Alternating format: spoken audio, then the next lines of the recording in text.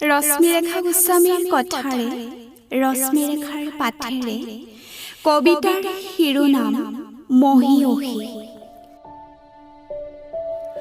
হে মহীয়সী, পুৱালী সূৰ্যৰ বিচ্ছুৰিত ৰাঙলী আভাই কপালত আঁকিছিল আশাৰ আলপনা।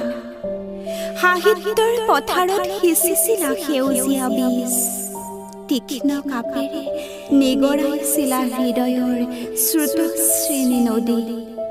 আবাল বৃদ্ধ বৰ্ণিতাৰ জীৱনৰ জীয়া কথাৰে সজোৱা তুমি জীৱন মালিতা, বোৱাই দিয়া সঞ্জীৱনী সুধা।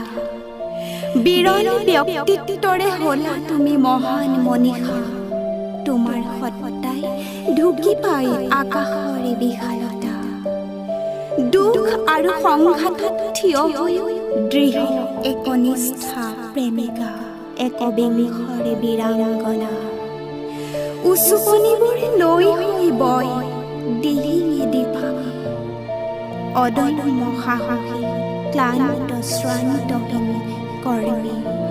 অনন্যা তুমি হে গৰীয়সী, প্ৰেম মন্দাকিনী তুমি মানৱতাবাদী হে শান্তি কামিনী। তুমি এখনি নৈ অক্লান্তভাৱে থকা বৈ, জ্ঞান মালিনী তুমি বিশ্ববিজয়িনী।